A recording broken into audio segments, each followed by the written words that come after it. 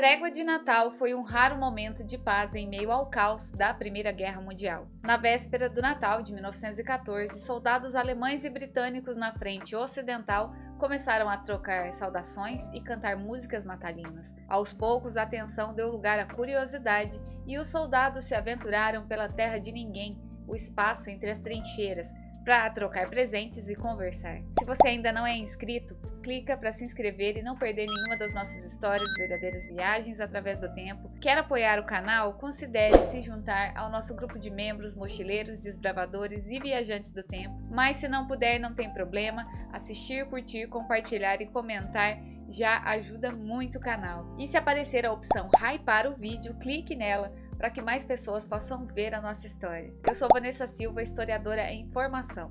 E a quem interessar, essa é a história que eu vou contar hoje. Tenho certeza de que depois de assistir, você verá as grandes guerras com outros olhos.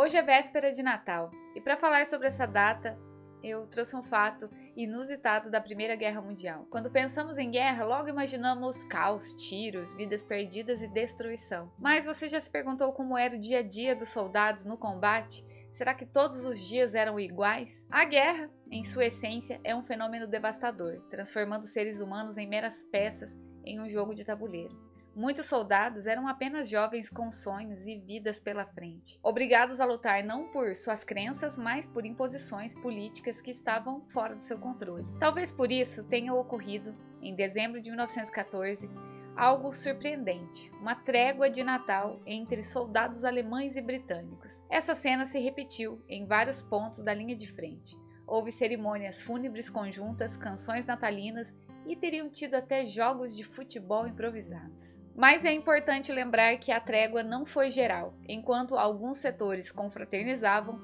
em outros os combates continuaram. No Natal de 1915, apenas algumas unidades conseguiram repetir o cessar-fogo, pois os superiores já proibiram essas interações. Em 1916, com a brutalidade das batalhas de Somme e Verdun e o uso de gás venenoso, a guerra ficou ainda mais cruel e a trégua não se repetiu. Esses momentos refletem o espírito de viva e deixe viver. Em certos setores, cessar fogos informais permitiam resgatar feridos e descansar sem medo de ataques. Porém, as tréguas do Natal de 1914 foram únicas pelo número de participantes e pela espontaneidade do acontecido. Foram um símbolo poderoso de paz e humanidade, provando que até no horror das trincheiras a solidariedade podia prevalecer. Nos primeiros meses da Primeira Guerra Mundial, os alemães invadiram a França pela Bélgica, mas foram repelidos pelas tropas franco-britânicas na Batalha do Marne, em setembro de 1914. Após essa derrota, os alemães recuaram até o Vale de Inn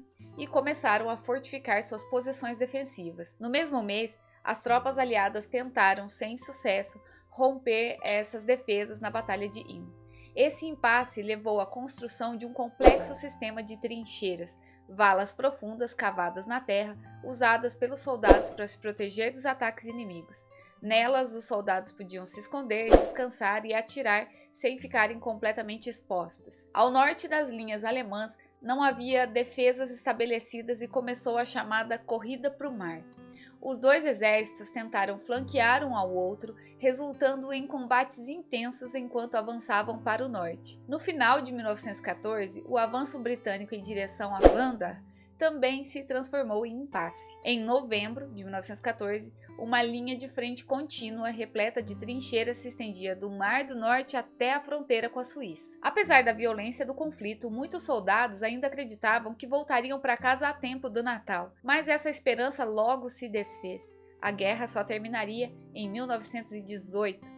Mesmo assim, em meio ao horror das trincheiras e à desumanização do inimigo, surgiu algo extraordinário. Uma confraternização espontânea entre soldados alemães e seus inimigos, provando que a humanidade podia resistir mesmo nos tempos mais sombrios. Durante a Primeira Guerra Mundial, não era raro que soldados inimigos interagissem pacificamente nos setores mais tranquilos da frente ocidental. Em alguns lugares, isso se traduzia em uma espécie de inatividade deliberada, onde ambos os lados evitavam ações agressivas. Em outros, os soldados trocavam palavras ou até visitavam as trincheiras vizinhas.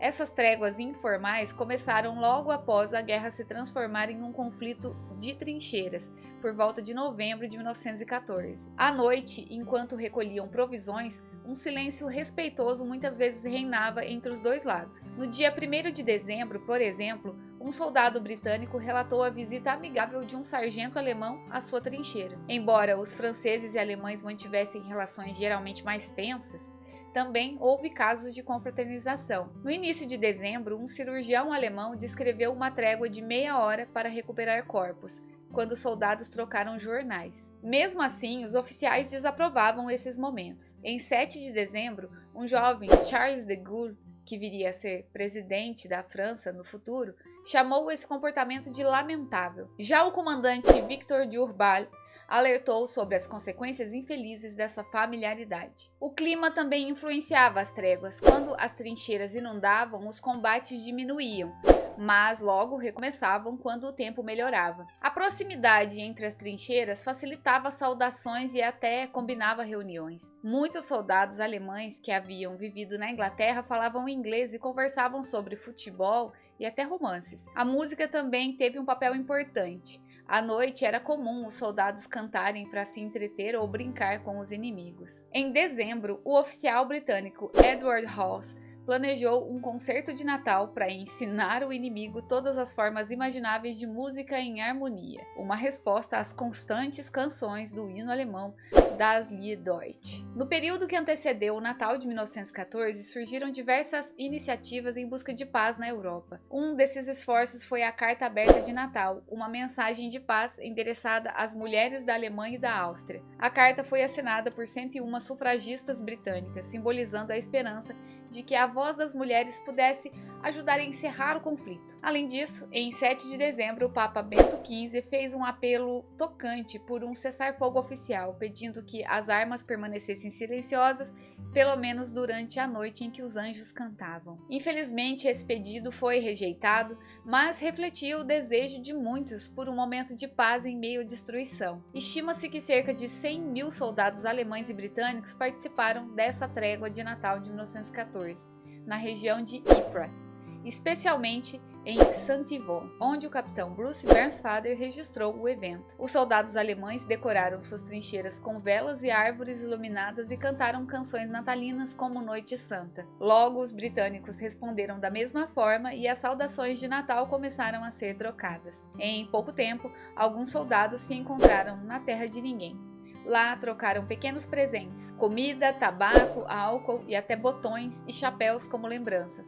A artilharia se silenciou, permitindo que os corpos dos caídos fossem resgatados e enterrados em funerais conjuntos. Em alguns setores, a trégua continuou até o fim do ano. O historiador Malcolm Brown, do Museu Imperial da Guerra, estima que essas tréguas ocorreram em até 2/3 da linha britânica no sul da Bélgica. Durante aquele dia de trégua, o brigadeiro-general Walter Congreve, da 18ª Brigada de Infantaria Britânica, estacionada perto de Neuve-Chapelle, descreveu em uma carta o que estava acontecendo. Alguns de seus soldados desceram das trincheiras e se aventuraram pela terra de ninguém. Lá, apertaram as mãos dos alemães e trocaram cigarros. Um de seus capitães relatou ter partilhado um charuto com o melhor atirador do exército alemão, um jovem que não tinha mais que 18 anos. Congreve, porém, confessou estar relutante em ver a cena por medo de se tornar um alvo fácil dos atiradores inimigos. O soldado Bruce Bairnsfather também deixou seu relato dessa experiência única. Ele escreveu: Eu não teria perdido este Natal estranho e único por nada no mundo. Vi um oficial alemão, uma espécie de tenente, e como sou um colecionador, pedi a ele um de seus botões. Arranquei os botões com minha tesoura e os guardei no bolso, dando 2 meus em troca. A última coisa que vi foi um dos meus metralhadores, que era cabeleireiro antes da guerra, cortando o cabelo anormalmente longo de um soldado alemão muito dócil. Ele estava pacientemente ajoelhado, enquanto a tesoura deslizava por sua nuca. O soldado francês do regimento de infantaria também compartilhou como começou a trégua no seu setor. Ele descreveu o momento assim: No dia de Natal, o inimigo sinalizou que queria conversar.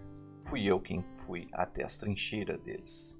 Quando cheguei a 3 ou 4 metros de distância, 3 alemães saíram para falar comigo. Era dia de Natal, um dia de festa. Eles estavam cansados da guerra. Me passaram alguns charutos e um maço de cigarros com filtro de ouro. E eu, por minha vez, dei a eles um exemplar do jornal Petit Parisien em troca de um jornal alemão. O futuro naturalista inglês Henry Williamson, então com apenas 19 anos, escreveu a sua mãe no dia de Santo Estevão. Querida mãe, estou escrevendo para você das trincheiras. São 11 da manhã e eu estou com um cachimbo que a princesa Maria me deu. Há tabaco no cachimbo. Você pode imaginar que o tabaco veio de um prisioneiro ou de uma trincheira capturada, mas não. Foi um soldado alemão que me deu. Isso mesmo, um soldado alemão. Ontem nós, britânicos e alemães, nos encontramos e apertamos as mãos na terra de ninguém, entre as trincheiras. No dia de Natal, não é maravilhoso? Os alemães nos chamaram para compartilhar um charuto e nossos homens disseram para eles virem, depois de prometer seguir nosso jogo. Um corajoso Tommy saiu das trincheiras e imediatamente um saxão foi ao seu encontro. O gelo tinha se quebrado.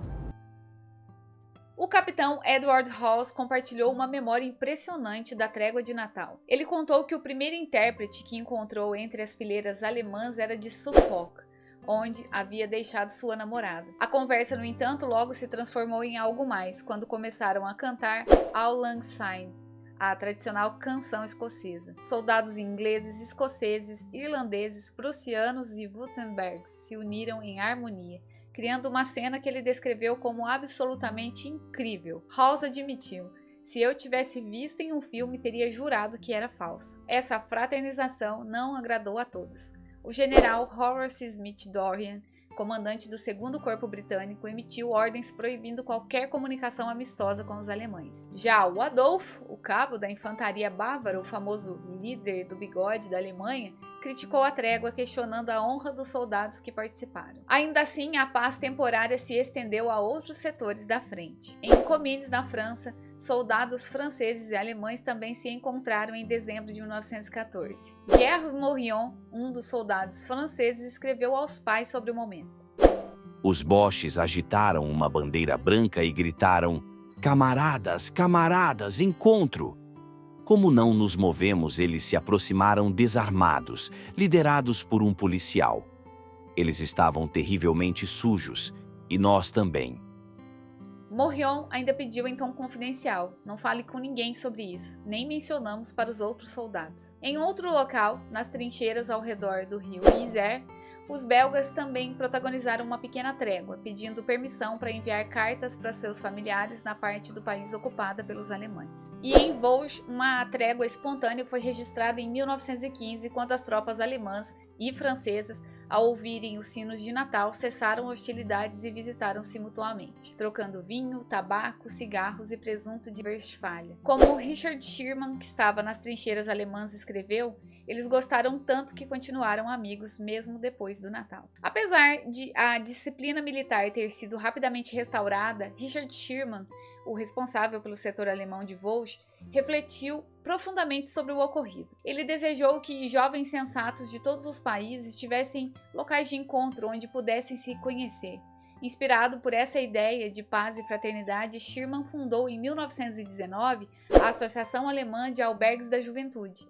Ele também dirigiu o primeiro albergue juvenil do mundo, com missão de promover o entendimento e a convivência entre jovens de diferentes nações, em um mundo que ainda se recuperava dos horrores da guerra. Relatos sobre a famosa partida de futebol na terra de ninguém durante a trégua de Natal se tornaram um dos momentos mais emblemáticos dessa pausa na guerra. Um desses relatos foi publicado no The Times em 1º de janeiro de 1915, onde um médico da Brigada de Fuzileiros Britânicos descrevia uma partida entre britânicos e alemães. No entanto, o brigadeiro responsável pela área logo refutou a história, alegando que a ideia de um jogo seria arriscada, pois os alemães poderiam usar a ocasião para identificar pontos fracos nas trincheiras britânicas. Ao longo dos anos, muitas outras histórias semelhantes surgiram, frequentemente mencionando um placar de 3-2 a favor dos alemães como contada por Robert Graves em 1962. Algumas testemunhas falam até de jogadores profissionais que estavam no front, como os do Scottish Hearts, e bolas improvisadas feitas até de latas de carne enlatada. Historiadores como Malcolm Brown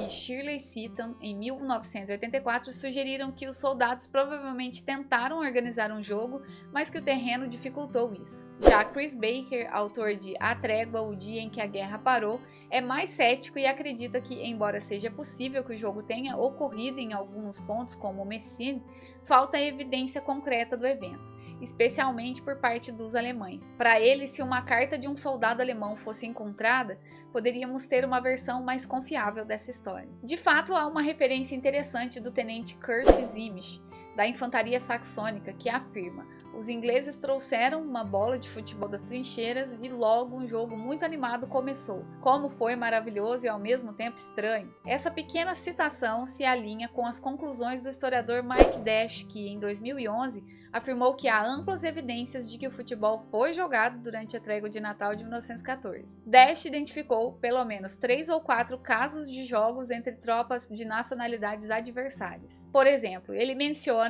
o 133º Regimento Real Saxônico jogando contra tropas escocesas, os Argyll e os Sutherland Highlanders. Venceram um time alemão por 4-1. Outro jogo aconteceu entre a artilharia de campanha real e os prussianos perto de Yves. E até os fuzileiros de Lancashire participaram improvisando um jogo com uma lata de carne enlatada. Ernie Williams, que estava nas trincheiras naquele dia, descreveu em 1983. Não houve má vontade entre nós. Não teve árbitro nem placar e não contamos os gols. Foi simplesmente uma brincadeira, nada a ver com o futebol que jogam na TV. As botas que usávamos eram uma ameaça. Uma versão particular da Trégua de Natal também ocorreu na Frente Oriental. Em uma área de Galiza, alguns oficiais austríacos de um nível hierárquico indeterminado iniciaram uma aproximação com os russos e, surpreendentemente, os russos responderam positivamente, resultando em um encontro entre as tropas na Terra de Ninguém. Presentes foram trocados e as tropas que sitiavam Przemysl até plantaram 3 árvores de Natal, desejando um Feliz Natal e expressando a esperança de que um acordo de paz fosse alcançada em breve. Outro momento significativo ocorreu durante o cerco de Mora.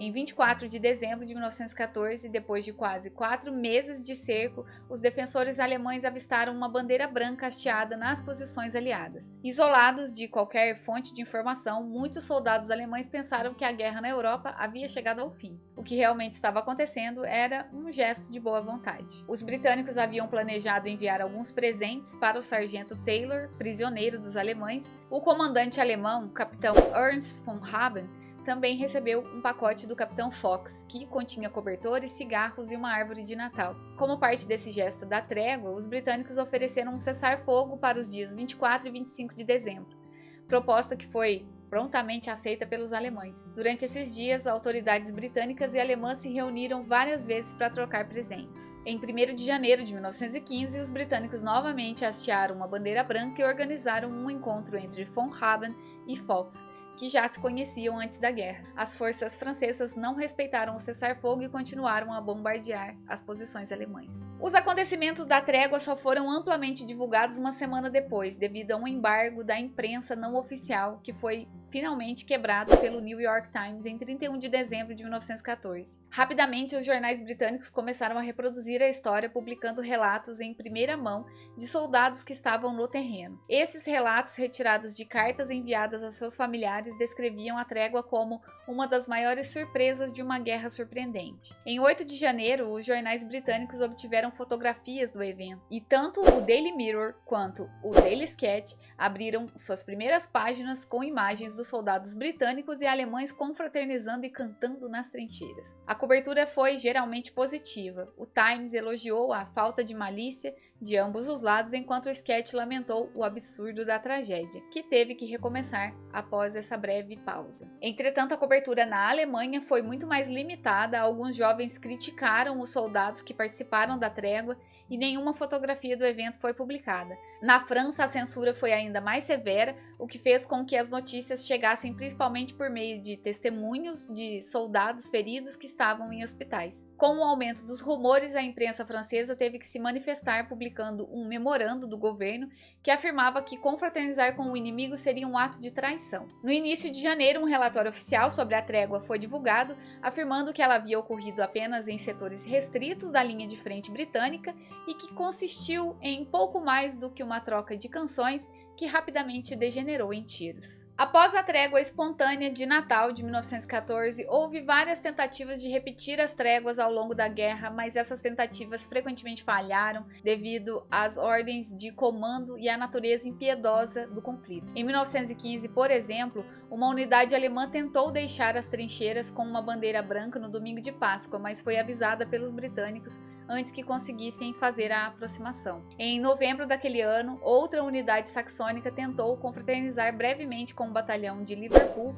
mas essas iniciativas esporádicas eram raras e não perduraram. Em dezembro de 1915, os comandantes aliados emitiram ordens claras para impedir qualquer tentativa de repetição da trégua de Natal do ano anterior. Essas ordens incluíam preparar ataques ou intensificar o bombardeio nas linhas inimigas, o que tornou impossível a comunicação entre unidades durante o dia e garantiu que não houvessem novas trocas de canções ou qualquer forma de confraternização. Apesar das ordens, a proibição não foi totalmente eficaz e algumas breves tréguas ocorreram. O romancista galês Llewellyn Griffiths testemunhou uma dessas tentativas. Ele descreveu que na madrugada de Natal de 1916, após uma troca de canções durante a noite, viu soldados de ambos os lados se encontrando para trocar lembranças e tentar organizar uma partida de futebol. O comandante da brigada ameaçou punições severas por falta de disciplina e insistiu que os combates fossem retomados à tarde. Em outro caso, um soldado lembrou-se de uma tentativa de organizar uma partida de futebol entre 50 soldados por time, mas a ideia foi frustrada antes que se concretizasse. Em um setor adjacente foi realizada uma breve trégua para enterrar os mortos na terra de ninguém, o que levou a um tribunal militar o comandante responsável. No entanto, ele foi perdoado, talvez devido ao seu parentesco com o primeiro-ministro Asquith. Em 1916 e 1917, os alemães tentaram novamente algumas tréguas, mas essas tentativas também foram infrutíferas. Em alguns setores ainda aconteciam trocas ocasionais de presentes e cantos, mas esses eventos faziam parte de uma política não oficial de viva e deixe viver, comum em várias trincheiras. A trégua de Natal de 1914, embora frequentemente vista como um evento isolado e romântico, faz parte de um movimento mais amplo de resistência à guerra e de não cooperação com os comandos militares. Essa visão mais pragmática sugere que a trégua de Natal foi uma expressão de um espírito mais amplo de recusa ao combate e de tentativas de humanização no cenário de violência constante. Em muitos setores da frente ocidental, os soldados estabeleceram acordos informais,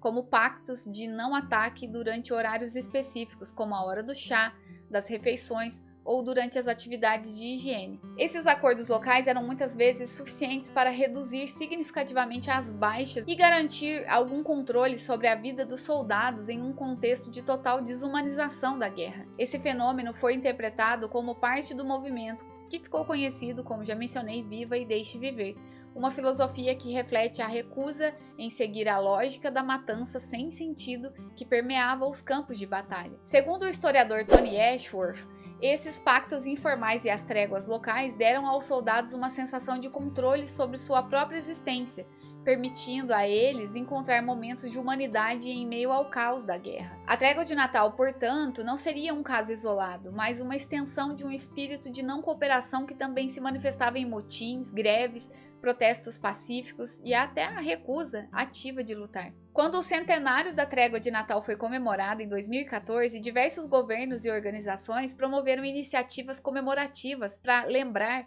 o espírito de paz e fraternidade que surgiu, mesmo que temporariamente, entre os soldados de lados inimigos. Essas comemorações enfatizaram a importância de preservar a memória desses momentos como uma forma de homenagear os soldados que por um breve momento desafiaram as ordens superiores em nome de uma conexão humana comum. A trégua de Natal de 1914 também continuou a inspirar a música popular ao longo do século XX. Canções como Snoop's Christmas, de 1967, do The Royal Guardsmen,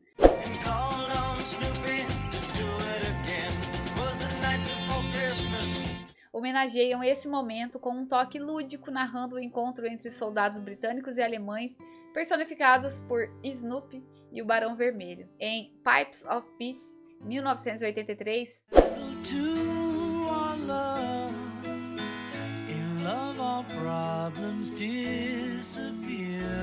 Paul McCartney recria uma versão fictícia da trégua, onde os soldados compartilham um momento de paz simbolizado pelo som das flautas. A música All Together Now, 1990, da banda The Farm,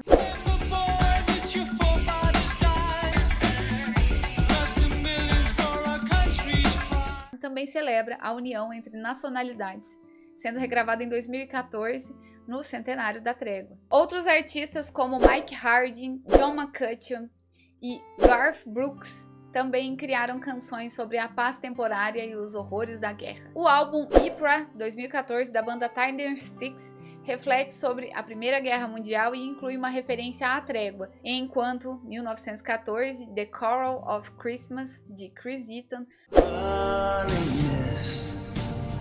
you could hear the sound of a cat, foi criada para apoiar a instituição de caridade do Exército Britânico, em homenagem ao centenário do evento. Essas canções continuam a conectar gerações com a memória da trégua. A trégua de Natal também foi abordada no teatro e no cinema. Em Peterman Faz a Paz, ou A Parábola da Vítima Alemã, 1933, uma obra influenciada pelos nazistas, um soldado alemão planta uma árvore de Natal nas trincheiras, mas é fatalmente atingido por fogo inimigo, apagando as luzes da árvore, simbolizando a tragédia da guerra. Ou What a Lovely War, 1969, uma peça de teatro e filme musical, utiliza horror e sátira para mostrar soldados de diferentes nacionalidades trocando piadas, bebidas e canções. Na série Blackadder, quarta temporada, ambientada na Primeira Guerra, o protagonista faz uma referência irônica à trégua ao mencionar um gol anulado em uma partida de futebol.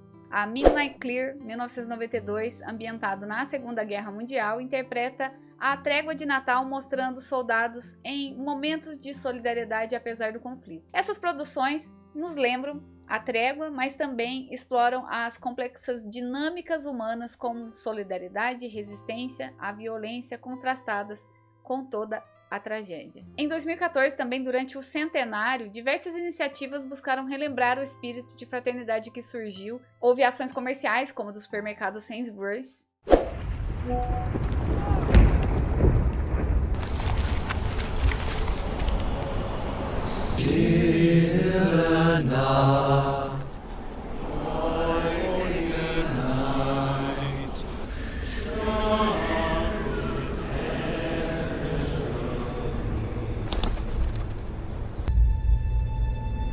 Ein Blitzer kommt! Ein Blitzer kommt! My name is Jim. Mein Name ist Otto.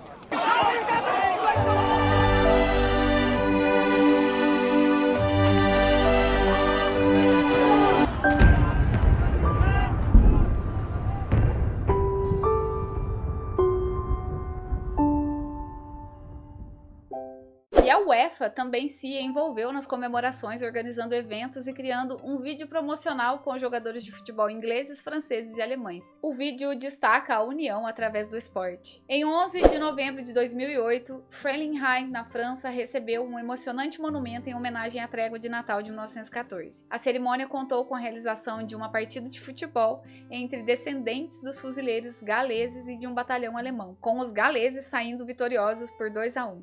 Em 12 de dezembro de 2014, o príncipe William de Cambridge e o técnico da seleção inglesa Roy Hodgson inauguraram o memorial Football Remembers em Staffordshire. Esse monumento simboliza a importância do futebol na história. Foi projetado por um estudante de apenas 10 anos, vencedor de uma competição escolar. Em Vanertum, na Bélgica, Michael Platini, em nome da UEFA, também participou da inauguração de um monumento à trégua, destacando o papel do futebol como uma ponte vital e uma expressão espontânea de humanidade, que atribui um novo significado à tradicional mensagem de Natal, paz na terra e aos homens de boa vontade. E aqui chegamos ao fim de mais uma história. Esse contexto nos ajuda a entender por que momentos de humanidade, como a trégua de Natal, podem surgir mesmo no meio da brutalidade da guerra, quando os soldados se encontraram face a face, em um espaço que deveria ser de hostilidade, reconheceram nos seus adversários a mesma humanidade capaz de empatia e fraternidade. Esses breves instantes de confraternização revelam a profunda contradição da guerra. Enquanto sistemas e líderes muitas vezes promovem a desumanização do inimigo, os soldados, em sua essência, anseiam por conexão, paz e compreensão. Ao pensarmos sobre a guerra, é essencial lembrar que por trás de cada farda existe uma pessoa, com suas histórias, medos e esperanças. A verdadeira luta não deve ser contra os outros seres humanos, mas contra as circunstâncias que os colocaram em situações tão desumanizadoras. Só quando reconhecermos essa realidade, podemos começar a cultivar um espírito de paz e solidariedade fundamental para a construção de um futuro onde a guerra não seja mais uma resposta. E você, o que achou dessa história? Já tinha ouvido falar desse acontecimento? Tenho certeza que a partir de agora você nunca mais vai ver as grandes guerras da mesma maneira, não é mesmo? Me conta nos comentários, espero que tenham gostado demais dessa viagem no tempo. Hoje um vídeo um pouco mais longo, mas faz parte. Se gostaram, deixem seu like, um comentário, se possível compartilhe com alguém que possa se interessar por esse conteúdo. Todas essas interações me ajudam muito, me deem isso de presente de Natal. E se ainda não se inscreveram, já sabem, clica para se inscrever. Na descrição do vídeo vocês vão encontrar as fontes de onde baseamos o nosso roteiro de hoje. Eu fico por aqui, pessoal. Desejo para todos vocês um Feliz Natal, que a harmonia e paz esteja presente na sua família no dia de hoje. E até a próxima história.